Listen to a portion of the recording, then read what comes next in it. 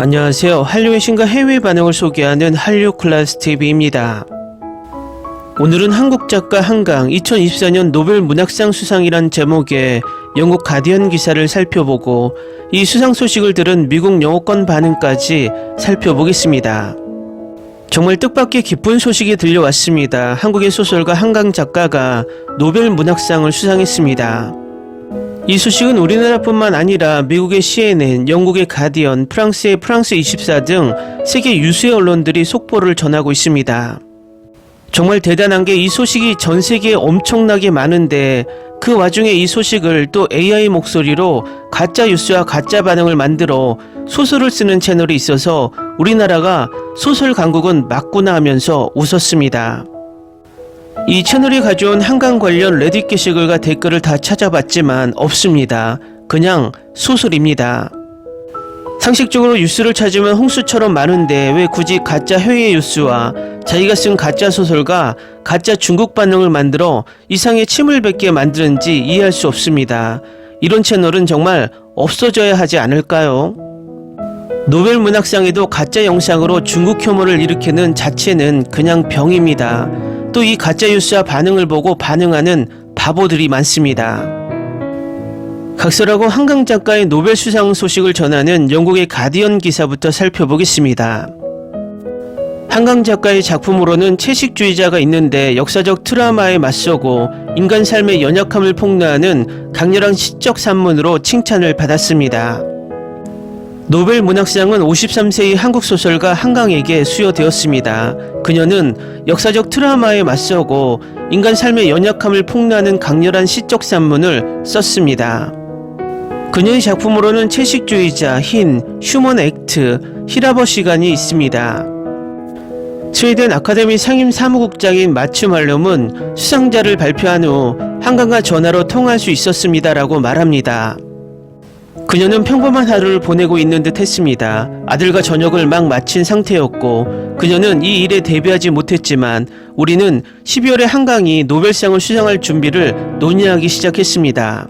한강의 소설, 단편소설, 에세이, 장편소설집은 가부장제, 폭력, 슬픔, 인간성이라는 주제를 다양하게 탐구합니다. 그녀의 2007년 소설 채식주의자는 2015년 데보라 스미스가 영어로 번역했으며 2016년 인터내셔널 부커상을 수상했습니다. 한강 작가는 이 상을 수상한 최초의 한국 작가이자 18번째 여성 작가입니다. 노벨위원회 위원장인 앤더스 올스는 그녀의 작품은 취약한 여성의 삶에 대한 공감은 뚜렷하며 은유적으로 강렬한 산문으로 강화됩니다라고 말합니다. 그녀는 신체와 영혼, 산자와 죽은 자 사이의 연결에 대한 독특한 인식을 가지고 있으며 시적이고 실험적인 스타일로 현대 산문의 혁신가가 되었습니다. 저는 한강이 현대 세계 무대에서 활동하는 가장 심오하고 숙련된 작가 중 한 명이라는 것을 오랫동안 알고 있었습니다. 소설가 데보라 레비가 말합니다. 잘하셨습니다. 사랑하는 한강, 당신이 우리의 2024년 노벨상 수상자가 되어서 정말 기쁩니다. 한강의 채식주의자 데보라 스미스 번역작을 편집한 소설가 맥스 포터는 한강은 활기찬 목소리이자 뛰어난 인간성을 지닌 작가입니다. 그녀의 작품은 우리 모두에게 선물입니다. 노벨위원회에서 그녀가 인정을 받게 되어 너무나 기쁩니다. 새로운 독자들은 그녀의 기적적인 작품을 발견하고 변화할 것입니다라고 말합니다. 한강 작가의 번역가인 정보라는 이것은 정말 당연한 업적이라고 말합니다. 정보라의 단편소설집 저주토끼는 안토너가 한국어에서 번역했으며 2022년 국제북커상 후보에 올랐습니다. 우리는 그녀를 매우 자랑스럽게 생각합니다. 한강은 1970년 한국 남서부에 위치한 도시인 광주에서 태어났습니다. 그녀가 10살 때 그녀의 가족은 서울의 수유동으로 이사했습니다. 그녀는 수도에 있는 연세대학교에서 국문학을 전공했습니다. 1993년 한강은 한국잡지문학과 사회에 5편의 시를 연재하며 문단에 데뷔했고 이듬해 서울신문 신춘문예의 단편 붉은 다스로 당선되었습니다. 그녀의 첫 번째 단편 소설집인 여수의 사랑은 1995년에 출판되었습니다. 그녀는 1998년에 한국예술위원회 지원을 받아 3개월 동안 아이오와 대학교 국제장문 프로그램에 참여했습니다. 채식주의자는 그녀의 첫 번째 영문 번역 소설이었습니다. 번역은 비판을 받았지만 국제 부커상을 수상했고 한강이 전 세계 독자층을 확보하는데 도움이 되었습니다. 2016년 인터내셔널 부커 심사위원회 위원장을 맡았던 작가 보이드 롱키는 X 게시물에 8년 전 미디어 조롱꾼들은 모호한 한국어를 선택한 것을 비웃었습니다. 하지만 독자들은 그것을 좋아했습니다라고 적었습니다. 그는 이제 더 많은 사람들이 이 독특한 비전과 목소리를 발견할 것이라고 덧붙였습니다. 한강의 2014년 소설 슈먼 액트는 1980년 5월 광주 학살에 대한 이야기로 당시 군부가 봉기를 잔혹하게 진압했습니다. 셰필드 대학교 한국학 강사인 장영경 씨는 이 소설이 역사적 사건으로 인한 고통이 어떻게 일상생활과 희생자, 목격자, 생존자의 몸에 기록되었는지를 이야기함으로써 광주 학살을 기억하고 다시 이야기하며 이 학살에 직간접적으로 영향을 받은 6명의 사람들의 관점에서 탐구합니다라고 말합니다. 한강의 최신 소설 작별하지 않는다는 2025년에 영어로 번역될 예정이며 이혜원과 페이지 아니아 모리스가 번역했습니다.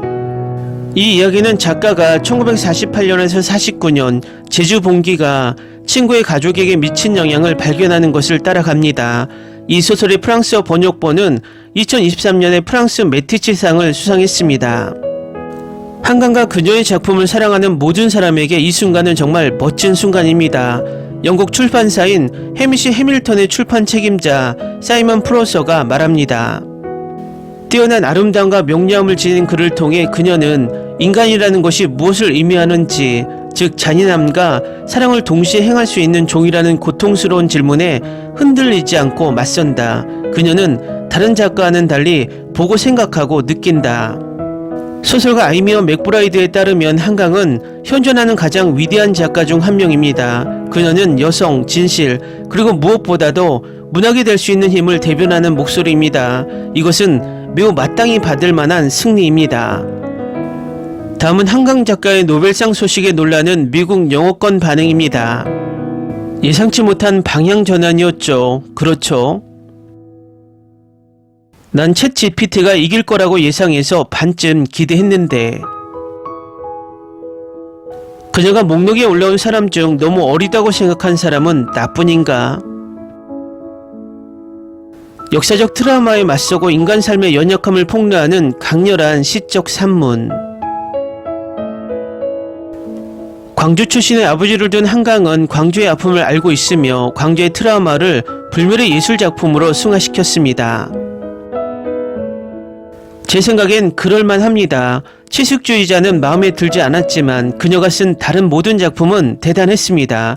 특히 휴먼 액트는요, 정말 냉정하게 읽었습니다. 아직 영어로 번역되지 않은 것 같지만 그녀의 가장 최근 소설 작별하지 않는다와 휴먼 액트는 가치 있는 후속작입니다. 작별하지 않는다의 영어 번역은 내년 2월에 나올 예정입니다. 휴먼 액트 때문에 일주일 동안 제 마음이 완전 망가졌어요. 그녀의 작품을 한국어로 읽게 되어 감사합니다. 광주 민주화 운동은 한국 역사에서 매우 충격적인 순간이었고 그녀가 이에 대해 쓴 글에 감사드립니다. 매우 흥미롭네요. 저는 한국 역사에 대해 잘 모르고 한강에 대해 오늘 노벨 문학상을 수상한 덕분에 문자 그대로만 들었습니다. 하지만 모래시계와 응답하라 1988을 보고 광주 항쟁에 대해 약간 알게 되었습니다. 이 작품도 확인해 보겠습니다. 이 작품은 한국사의 여러 측면을 국제적인 독자들에게 더욱 선명하게 보여주었고 시대와 장소를 초월하여 배경과 서술 방식을 뛰어넘어 인류에 대한 심오한 논평을 담고 있습니다. 저는 이런 일이 올 줄은 몰랐지만 기분 좋은 놀라움이었습니다. 채식주의자는 놀라운 소설이었고 더 읽고 싶습니다. 저는 채식주의자를 읽었고 잘 쓰여졌지만 너무 노골적이고 단순해서 긴밀하거나 심오하지 않다고 생각했습니다. 하지만 이 책은 2007년에 출판되었고 저는 그녀의 최근 작품 휴먼 액트만 읽었고 현대문학의 최고 수준이라고 생각합니다. 충분히 그럴만합니다. 휴먼 액트는 믿을 수 없을 만큼 좋았고 너무 소름 돋았어요. 책을 정말 끝까지 읽고 나서 1시간 동안 휴식을 취해야 했어요. 노벨상 수상자에 대한 이야기를 듣고 이렇게 기뻐한 적이 언제였는지 기억이 나지 않습니다. 마땅합니다. 작년에 포세를 선택한 것을 좋아했고 한강은 절대적으로 마땅합니다. 주류 밖에서 덜 주류인 문학 인물을 선택하는 것도 좋습니다. 저는 한강 작가가 주류라고 말하고 싶습니다. 그녀는 서양에서 매우 인기가 많습니다. 포세는 매우 인기가 많지만 한강은 가장 유명한 현대 작가 중 한 명이었습니다. 채식주의자는 또한 국제 북커상을 수상했고 유튜브나 틱톡에서 검색하면 한강에 대해 이야기하는 사람들이 끝없이 나옵니다.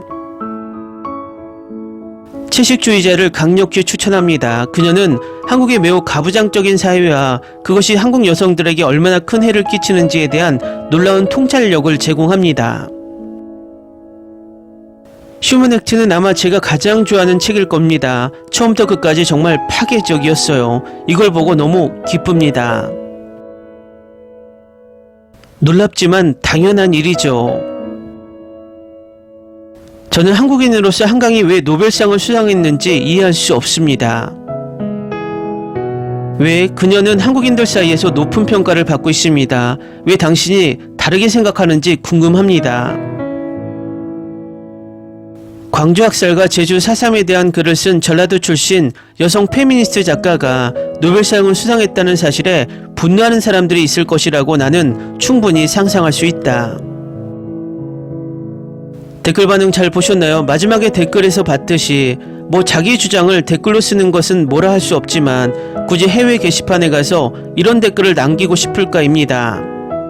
작가 한강은 박근혜 정부 때 블랙리스트에 올랐고 지금 정부도 도서관에서 그녀의 노벨 수상작 채식주의자 책을 퇴출시키는 만행을 저질렀습니다. 위에서 말했듯이 이 기쁜 소식을 가짜 기사, 가짜 중국인 반응으로 가짜 영상을 만들어 중국 혐오에 이용해먹고 이렇게 해외 게시판에 들어가 우리나라 작가를 폄하하는 댓글을 다는 게 모두 한국인입니다. 우리나라 최초의 노벨 문학상에 그냥 축하해주면 안 되나, 있는 사실을 그대로 이야기하면 안 되나, 이 수상을 바라보는 뒷면을 보면서 씁쓸하기만 합니다. 한류 클래스 TV는 한류 외신과 해외 반응을 꾸준히 쫓아가 보겠습니다.